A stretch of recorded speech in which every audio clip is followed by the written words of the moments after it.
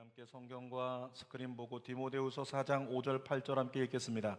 그러나 너는 모든 일에 신중하여 고난을 받으며 전도자의 일을 하며 내 직무를 다하라. 전제와 같이 내가 벌써 부어지고 나의 떠날 시각이 가까웠도다. 나는 선한 싸움을 싸우고 달려갈 길을 마치고 믿음을 지켰으니 이제후로는 나를 위하여 의의 면류관이 예비되었으므로 주 곧 의로우신 재판장이 그날에 내게 주실 것이며 내게만 아니라 주의 나타나심을 사모하는 모든 자에게도니라. 아멘. 오늘은 디모데후서 4장 5절에서 8절 말씀을 가지고 경기를 마친 자, 따라합시다. 경기를 마친 자, 이런 제목으로 말씀을 나눕니다. 2001년도 도쿄올림픽이 끝난 지가 한 달 정도 돼갑니다. 올림픽이 중반을 넘어설 때 선수들의 모습에서 한 가지 제가 느낀 차이점이 있었어요. 아직 경기가 남아있는 선수들, 그러니까 지금 이제 8강까지 올라가지고 4강 결선까지 남겨두고 있는 선수들은 긴장합니다. 그런데 경기가 일찍 끝났거나 중간에 탈락한 선수들은 이제 옷을 평상복으로 갈아입고 그 다음에 올림픽을 그냥 즐기는 거예요. 그러니까 그들은 긴장하지 않습니다. 긴장이 풀린 채로 다른 경기들을 관람하면서 즐기더라는 거죠. 여러분, 올림픽의 가치는 순위보다 인간의 한계에 도전하는, 포기하지 않는 스포츠 정신에 있어요.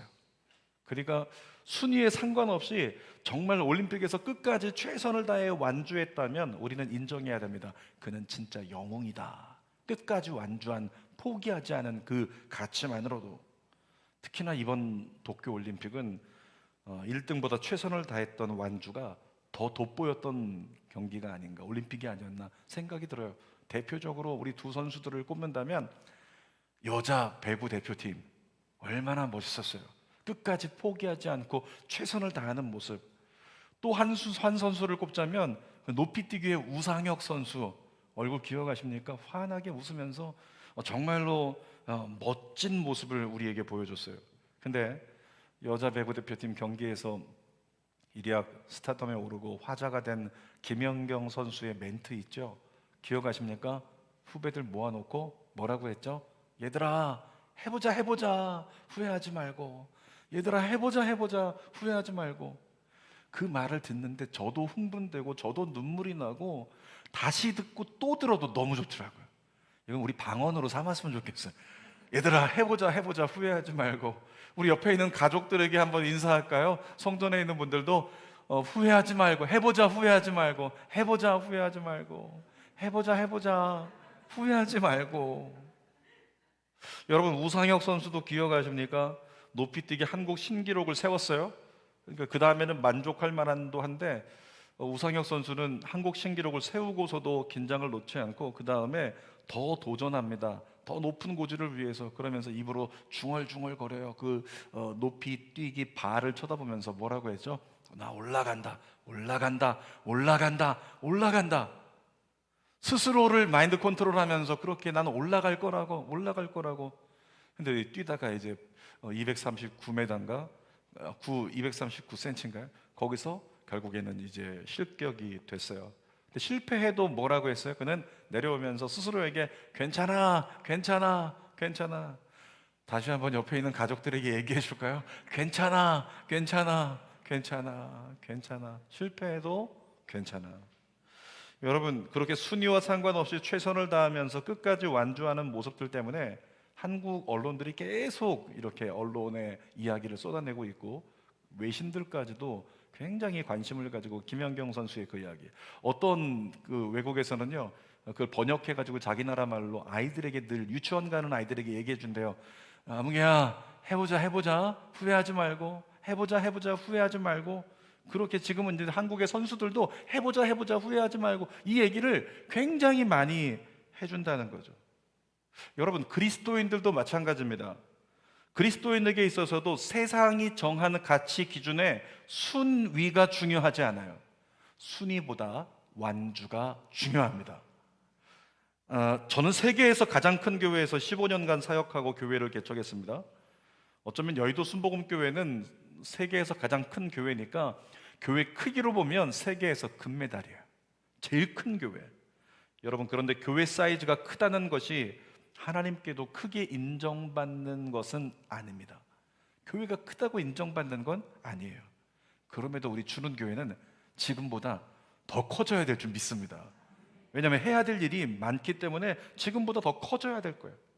근데 주는 교회가 만약에 건축을 해가지고 지금보다 사이즈가 2배가 됐다, 3배가 됐다, 사람들은 와, 주는 교회 대단하다, 아, 거기 담임 목사님 참 대단하신 분이다 이러면서 얘기하겠지만, 세상의 순위를 높이려고 얘기하겠지만 어떻습니까? 하나님께는 그것으로 순위가 매겨지는 게 아니에요. 절대적으로 어떤 사이즈를 가지고 순위를 매길 수 없다는 거죠. 여러분, 성경에 만약에 하나님께서 순위를 정말 교회에 매기신다면 1등 금메달이 되는 교회가 있어요. 요한계시록에. 자, 읽어볼까요? 요한계시록 3장 8절 하반절 시작. 내가 내 행위를 아노니 내가 작은 능력을 가지고서도 내 말을 지키며 내 이름을 배반하지 아니하였도다. 어떤 교회입니까? 기억하시나요? 빌라델비아. 빌라델비아 교회예요. 여러분, 빌라델비아 교회는 하나님이 가장 작은 걸 허락하셨어요. 여러분, 기억하시기 바랍니다. 여러분이 부유하다면 그 부유함도 하나님이 허락해 주신 겁니다. 만일 여러분이 가난하다면 가난함도 하나님이 허락해 주신 거예요. 누군가가 건강하다면 건강도 하나님이 허락해 주시는 거예요. 누군가가 난 정말 왜 이렇게 골골한가, 그 골골함도 하나님이 허락해 주신 거예요. 여러분, 인정해야 됩니다. 하나님이 빌라델비아 교회는요, 가장 작은 것을 허락하셨어요. 10년이 지나도 20년, 30년이 지나도 모이는 사람 없고 재정은 없고 먹을 건 없어서 정말 고통당하고 있는 교회, 그게 빌라델비아 교회라고요. 근데 빌라델비아 교회가 불평하지 않았어요. 원망하지 않았습니다. 그리고 끝까지 사명의 길을 완주했어요. 그래서 하나님께서 마지막에 전무후무한 칭찬을 빌라델비아 교회에 하셨죠. 요한계시록 3장 8절 상반절 읽어볼까요? 볼지어다 내가 내 앞에 열린 문을 두었으되 능히 닫을 사람이 없으리라. 여러분, 어떤 교회도 이런 칭호를 받은 교회가 없습니다. 빌라델비아 교회만 받았어요. 그러니까 빌라델비아 교회가 걸어온 길은 힘든 시간이었지만 마지막에 하나님께서 금메달을 수여하신 교회, 그것이 빌라델비아 교회라는 거죠. 제가 그런 기도했습니다. 하나님, 제 사역이 빌라델비아 교회 사역 되게 하여 주옵소서. 마지막에 하나님께 인정받는 우리 주는 교회가 그랬으면 좋겠습니다. 과정이 어떻든지 정말 주는 교회는 마지막에 인정받기를 원합니다. 바울은요, 자신이 세상을 떠나갈 때가 된 것을 알고 있었습니다. 그래서 오늘 본문 6절에 이렇게 고백을 하죠. 6절 읽어보겠습니다. 전제와 같이 내가 벌써 부어지고 나의 떠날 시각이 가까웠도다. 지금 바울이 무슨 얘기하냐면, 나 이제 곧 떠난다, 나 이제 곧 세상 떠날 거야. 여러분, 이렇게 얘기를 하고 있는데 그 다음에 7절에는 뭐라고 써 있냐면, 읽어볼까요? 나는 선한 싸움을 싸우고 나의 달려갈 길을 마치고 믿음을 지켰으니.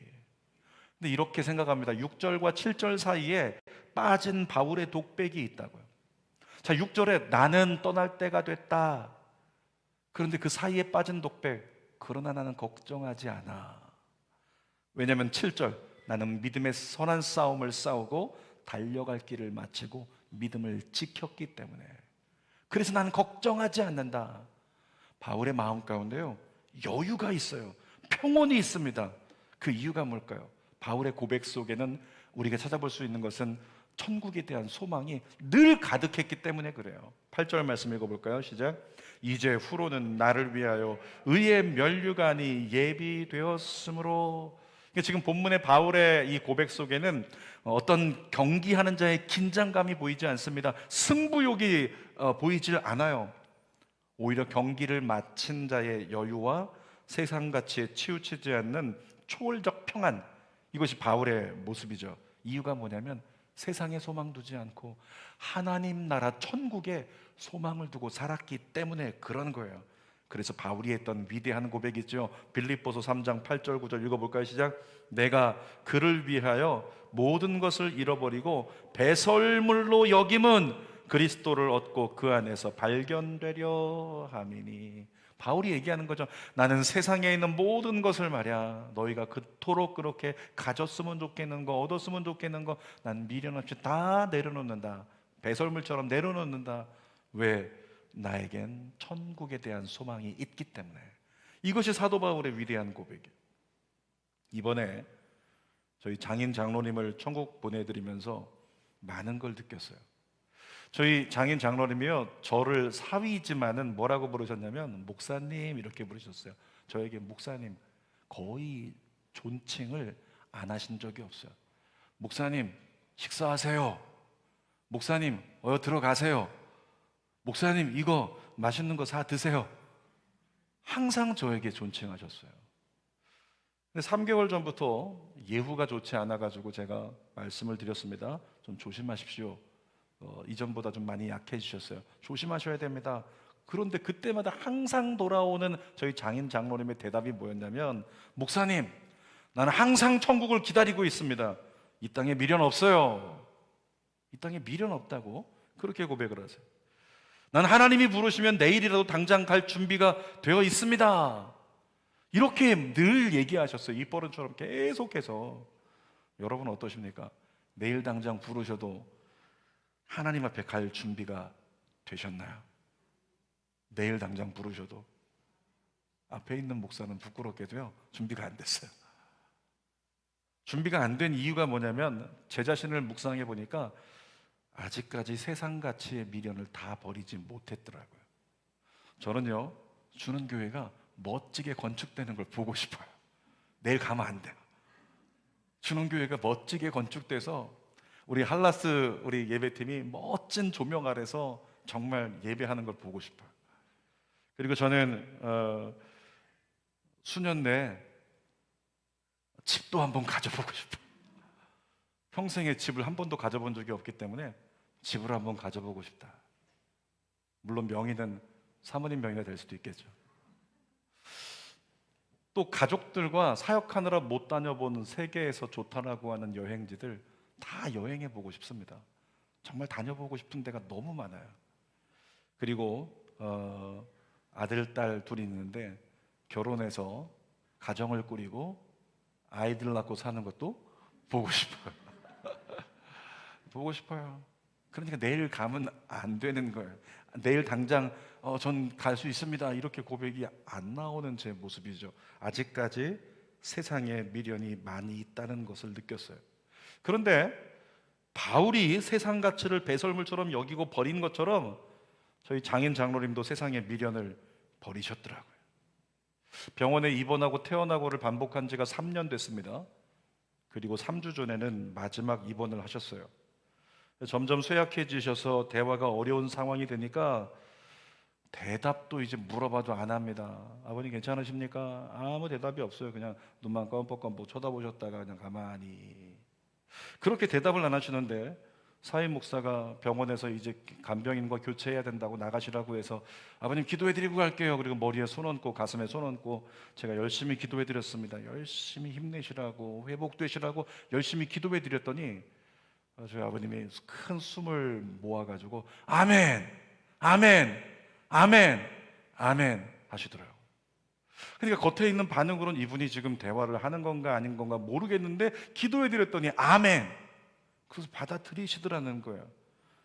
지난주 후반에 이 사역 때문에 목요일부터 나와가지고 간병인을 두고 나왔다가 그 다음에 다시 들어갔는데 그새 더 쇠약해지셨더라고요. 5일 전부터는 천국에 대한 찬양을 틀어드리는데 반응이 없이 늘어져 계신 분이 찬양을 틀어드리니까 갑자기 반응하기 시작했어요. 찬양을 틀어드리니까 눈에 우연인지 모르지만 이렇게 눈물이 맺혀가지고 제가 거즈로 눈물을 닦아드리고, 그리고 어떤 찬양에서는 보니까 손을 드시는데 두 손 드시는 게 아니라 한 손을 딱 드시면서 그 찬양에 후렴에서 손 들고 찬양을 하시더라고요. 이 찬양이었어요. 찬송가 144장 우리 함께 불러볼까요? 예수 나를 위하여, 예수 나를 위하여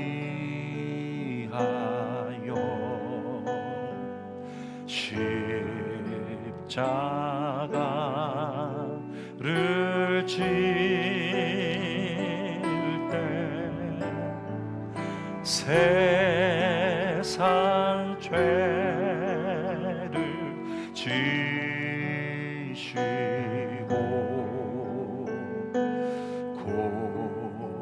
초단하션.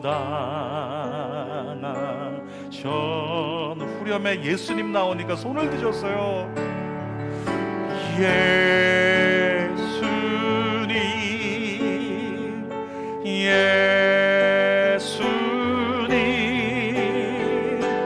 나의 죄 위하여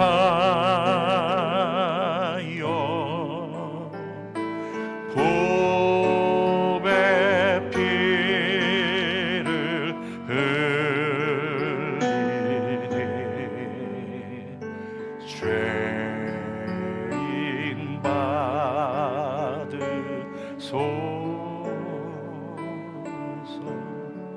이 후렴 가사에 예수님 나오니까 한 손을 번쩍 드시는 것이, 아, 이분이 예수님 의지하시는구나, 예수님 붙드시는구나, 그게 막 느껴졌어요. 근데 조금 있다가 갑자기 유독 딱 한 찬송에서는 두 손을 번쩍 드시더라고요. 처음부터. 그 찬송이 찬송가 493장인데 그 찬송 어떤 마음으로 두 손을 드셨을까 한번 불러보기를 원합니다. 하늘 가는 밝은 길이.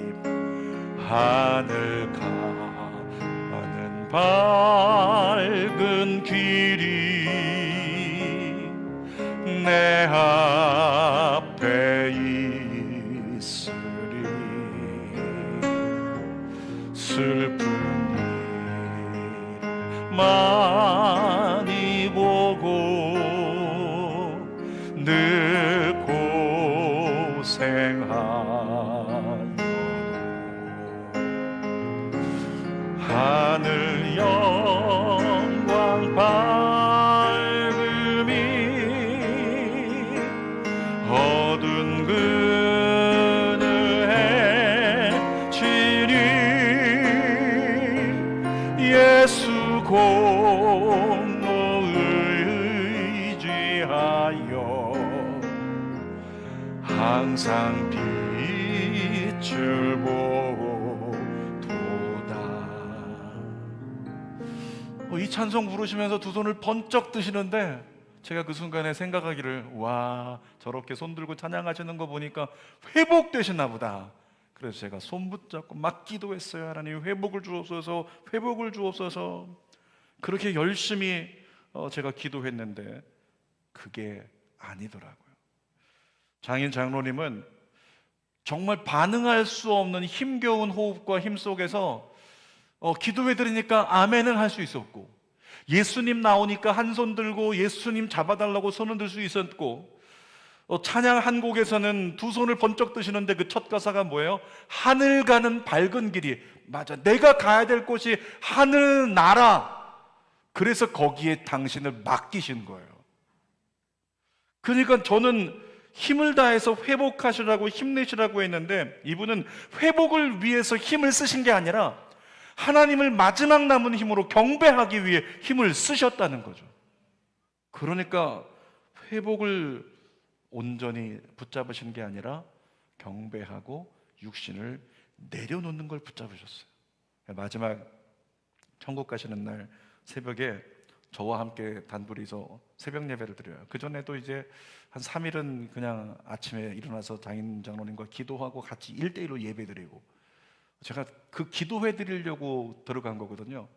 왜냐면 간병인들은 그냥 간병만 원칙적으로 하고 아무것도 안 하니까 이분 기도가 필요한 분인데, 그래서 기도회 들어가서 아침에 기도하고 예배드리고 점심에 기도하고 예배드리고 저녁에 기도하고 예배드리고 계속 찬송하고 계속 같이 하나님의 나라에 대해서 얘기해드리고, 근데 마지막 새벽에는 저와 함께 새벽 예배를 드리고 제 왼팔로 이렇게 머리를 끌어안고 숨을 거두셨어요. 그런데 그날 지난 수요일이죠. 홍서현 전사님의 인도하신 새벽 예배 설교 제목이 뭔지 아십니까? 하나가 되게 하소서. 그리고 본문은 사사기 12장이에요. 근데 이 사사기 12장에요, 제가 본문을 읽다가 놀랐어요. 사사기 12장에 유일하게 반복되어서 나오는 어떤 구절이 성경 전체에 거기만 있는 메시지가 있습니다. 사사기 12장 7절 읽어볼까요? 입다가 그의 성읍에 장사되었더라 10절, 입산이 베들레헴에 장사되었더라 12절, 엘린이 야알론에 장사되었더라 15절, 압돈이 바라돈에 장사되었더라. 그래서 제가 마지막에 제가 이렇게 외쳤습니다. 박상현 장로님이 하나님 나라의 장사되었도다. 여러분, 하나님 하나가 되게 하소서란 제목이라 그랬잖아요. 하나님과 온전한 하나가 되려면 어떻게 해야 될까요? 우리 이 땅에 남아 있으면 안 돼요. 하나님과 온전히 하나가 되려면 우리는 하나님 나라 가야 됩니다. 그래야 하나님과 온전한 하나가 될 수 있다는 거죠. 반드시 하나님께로 돌아가야 돼요. 저는 믿습니다. 하나님께 돌아가는 것이 가장 특별한 은혜입니다. 제가 장례식장에서 이제 첫째 날 밤을 지내고 둘째 날 이렇게 아침을 맞는데 새벽에 빈소를 혼자 지키면서 이렇게 기도하다가 묵상하다 그렇게 있는데, 근데 영정 이렇게 사진 속에 있는 장인 장로님의 얼굴에서 제게 어떤 한 구절을 말씀하시는 듯 했어요. 그 구절이 오늘 본문 7절 말씀입니다. 한번 더 읽어볼까요? 나는 선한 싸움을 싸우고 나의 달려갈 길을 마치고 믿음을 지켰으니. 사도 바울의 메시지입니다. 나 이제 떠날 때가 됐어. 나는 선한 싸움을 싸우고 달려갈 길 마치고 믿음을 지켰다. 근데 영정 사진 속에서 저희 장로님께서 그렇게 외치시는 것 같아요. 저를 향해서 늘 말씀하셨다고 그랬죠. 목사님, 목사님 했다고 그랬죠. 목사님, 나는 선한 싸움을 싸우고 달려갈 길을 마쳤습니다. 그러니 걱정하지 마세요. 이렇게 말씀하시는 것 같았어요. 그러더니 잠시 후에는 저를 향해서 이렇게 말씀하시는 듯 했습니다. 목사님, 저는 경기를 마쳤지만 목사님은 아직 경기하는 중입니다. 그러므로 목사님은 사명 중에 있으니까 정신 바짝 차리고 성도들을 천국으로 인도하세요. 이런 음성으로 들리는 것 같아요. 근데 그때 5절 말씀이 보이더라고요. 5절 읽어볼까요? 그러나 너는 모든 일에 신중하여 고난을 받으며 전도자의 일을 하며 내 직무를 다하라. 여러분, 이 사도 바울이 디모데에게 쓴 편지가 디모데 전후서인데 지금 뭐라고 하고 있어요? 나는 이제 끝났다. 난 믿음의 길을 마쳤어. 그러나 디모데 너는 뭐라고요? 디모데 너는 모든 일에 신중하여 고난을 받으며 전도자의 일을 하며 내 직무를 다하라. 넌 아직 경기하는 자니까 이거 명심해. 이렇게 말씀해 주시는 거죠. 디모데후서 2장 5절도 읽어보겠습니다. 경기하는 자가 법대로 경기하지 아니하면 승리자의 관을 얻지 못할 것이며. 경기하는 자는 법대로 경기를 해야 된대요. 여러분 그거 아시죠? 몇 해 전에 동계올림픽에서 이상훈 선수가 스피드 스케이팅에서 금메달을 어부지리로 딴 경우가 있었어요. 금메달을 따야 되는 선수가 세계 1위 선수가 있는데 코치가 코스를 잘못 정해주는 바람에 안쪽으로 가야 되는데 바깥쪽으로 가라고 이렇게 손가락질하는 바람에 그 선수가 바깥쪽으로 달려서 실격이 돼버렸어요. 그래서 이상훈 선수가 금메달이 된 적이 있잖아요. 그러니까 경기 중에 있다면 그는 법을 제대로 지켜서 잘 룰대로 경기를 해야지 실격이 안 된다는 거예요. 근데 오늘 믿음의 사람인 디모데에게, 그리고 믿음의 사람인 저와 여러분들에게 사도 바울이 얘기하는 거죠. 너희는 아직 경기하는 중이니까 너희 룰을 정확하게 알고 경기해야 된다. 신앙의 경기, 믿음의 경기. 그러면서 이야기하는 게 5절이에요. 다시 한번 읽어볼까요? 5절. 너는 모든 일에 신중하여 고난을 받으며 전도자의 일을 하며 내 직무를 다하라. 첫 번째로는 모든 일에 신중하여 고난 받으라고 얘기합니다. 모든 일에 신중하여 고난을 받으라. 여러분, 신중하다는 게 뭘까요? 어떻게 신중할 수 있을까요? 구약 율법서에 보면은 삼가라 이런 말이 자주 나와요. 삼가라는 게 뭡니까? 조심하라는 거예요. 근데 우리가 정말 삶을 살아가다가 이것이 길일까 저것이 길일까 조심하려면 뭘 해야 됩니까? 뭘 해야 되죠? 기도해야 돼요.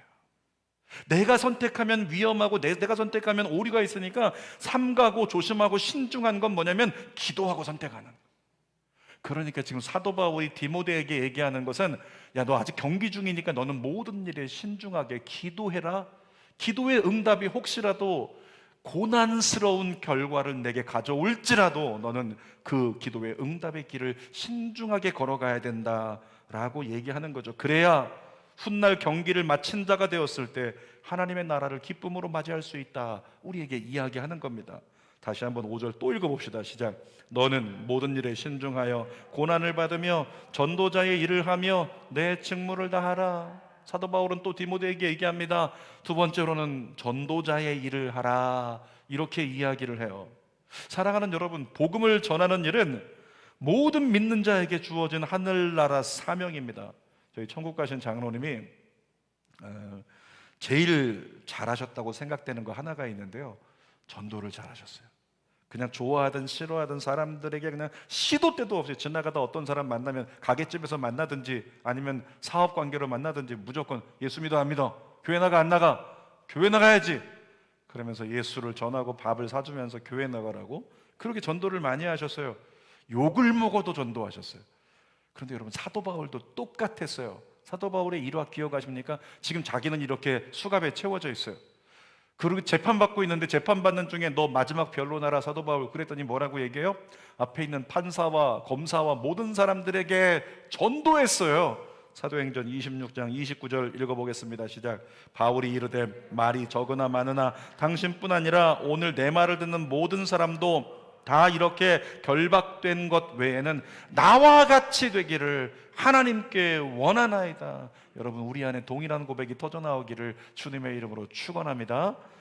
또 5절 말씀 한 번 더 읽어봅시다. 시작. 너는 모든 일에 신중하여 고난을 받으며 전도자의 일을 하며 내 직무를 다하라. 세 번째 뭐라고 얘기합니까?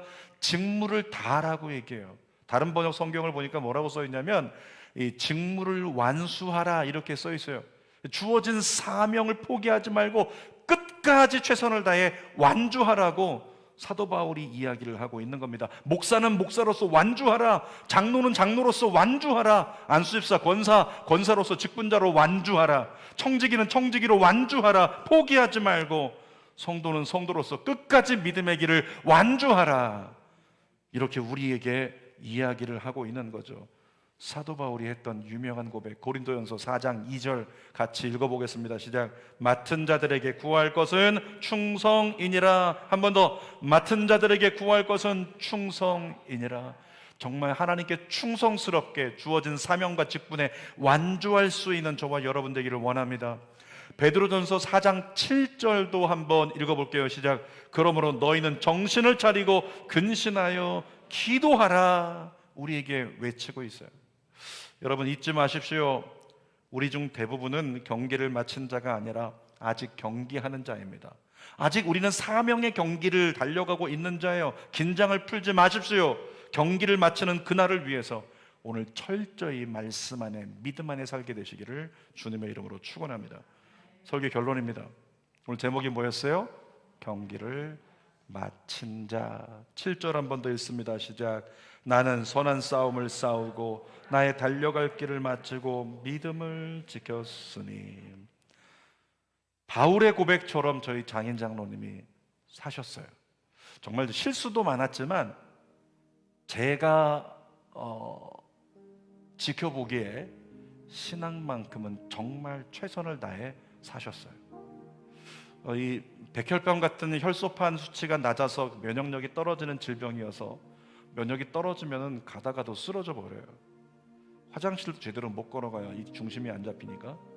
근데 흔들흔들 비틀거리면서도 이분이 끝까지 놓지 않았던 거, 완전히 누워서 안 되기 직전까지는 가다가 앉아서 1km밖에 안 되는 교회인데 거기를 3번, 4번씩 가다가 주저앉아서 숨을 몰아쉬고 숨이 안 쉬어져서 그러면서도 새벽기도 가셨어요.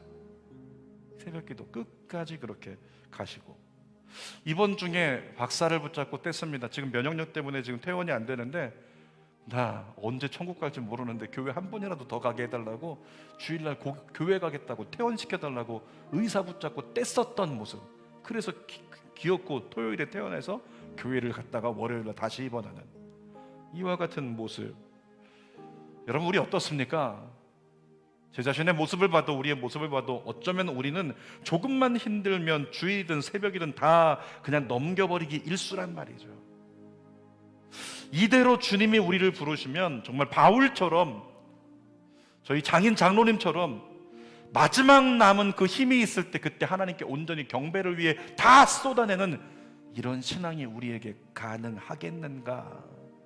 당당하게 바울처럼, 저희 장인 장로님처럼 나는 달려갈 길을 마치고 믿음을 지켰으니 걱정하지 말라 선언할 수 있는 우리 모두가 될 수 있겠는지 우리의 신앙을 돌아보기를 원합니다. 나는 괜찮습니다. 이제 천국 가는 일만 남았어요. 의의 면류관이 남았습니다. 이렇게 이야기하며 세상에 아무런 미련도 없이 다 내려놓을 수 있는 그것이 우리의 고백이 될 수 있겠는지 다시 한번 우리 자신을 돌아봤으면 좋겠습니다. 우리 한번 따라합시다. 나는 아직 경기 중이다. 여러분, 내가 아직 경기 중이란 얘기는 아직까지 기회가 있다는 얘기예요.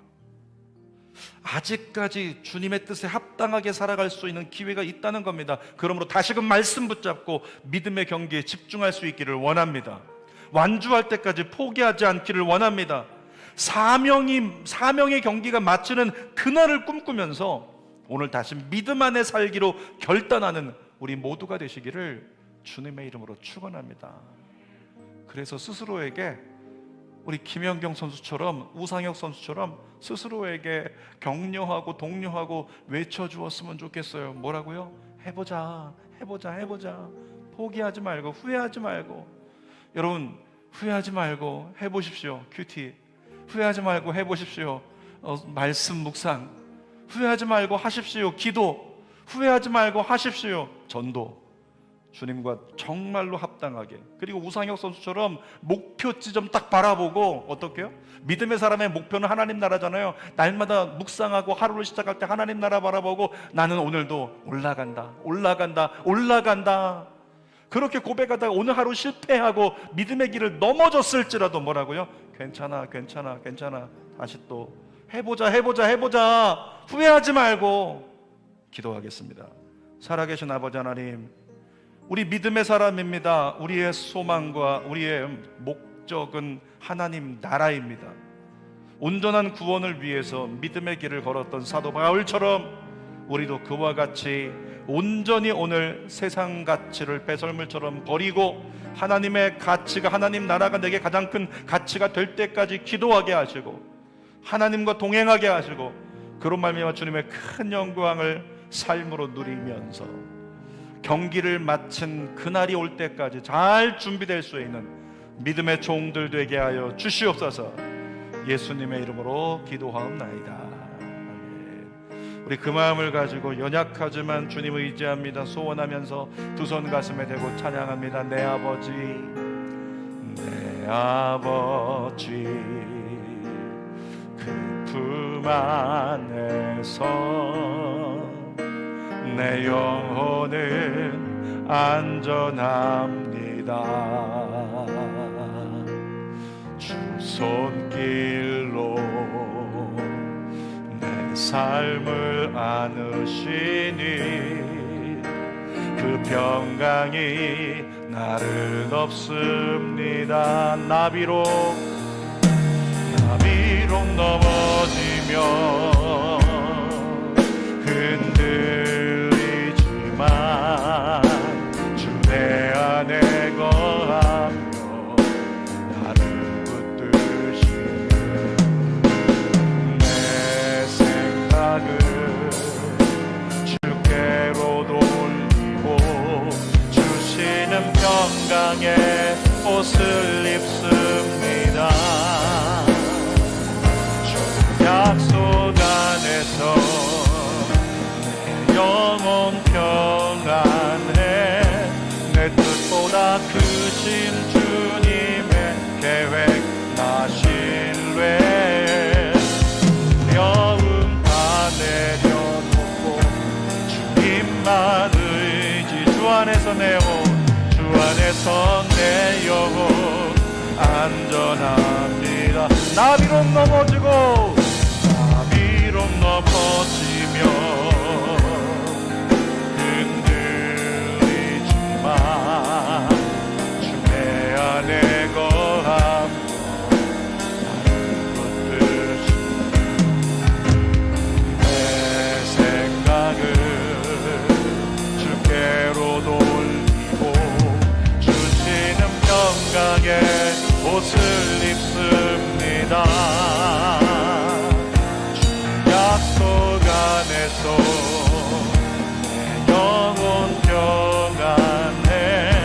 내 뜻보다 크신 주님의 계획 나 신뢰해. 여움 다 내려놓고 주님만 의지해 주 안에서 내 영혼 안전